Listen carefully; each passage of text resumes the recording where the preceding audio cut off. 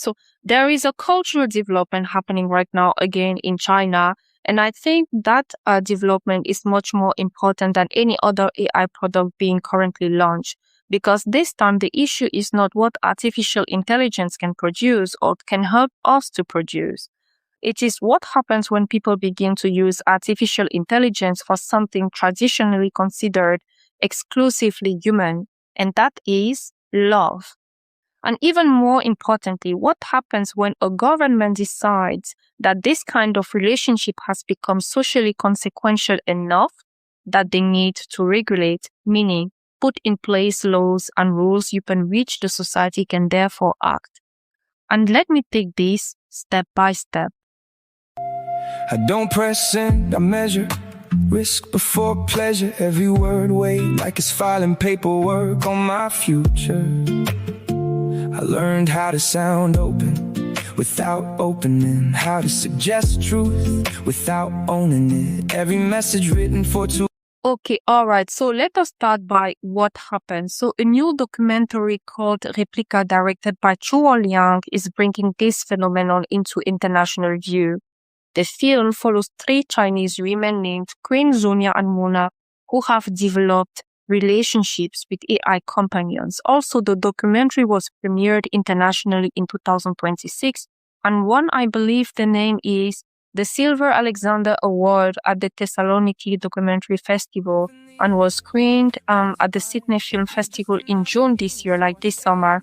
It is now scheduled for the Melbourne International Film Festival, and screenings will begin as of August the 15th. So this is not a major breaking news. This is not an internet anecdote, but it is now a documented social phenomenon moving through major international cultural institutions.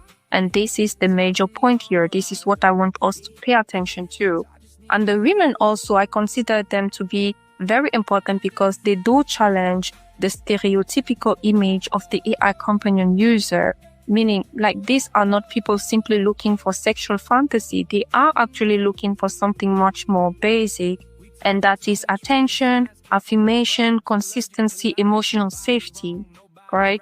First of all, you have, for example, Queen, a factory worker, and she created an AI boyfriend called Mr. Lu through the Glow app. She has interacted with Mr. Lu for more than 800 days, like literally over 200 days, over 2 years, sorry.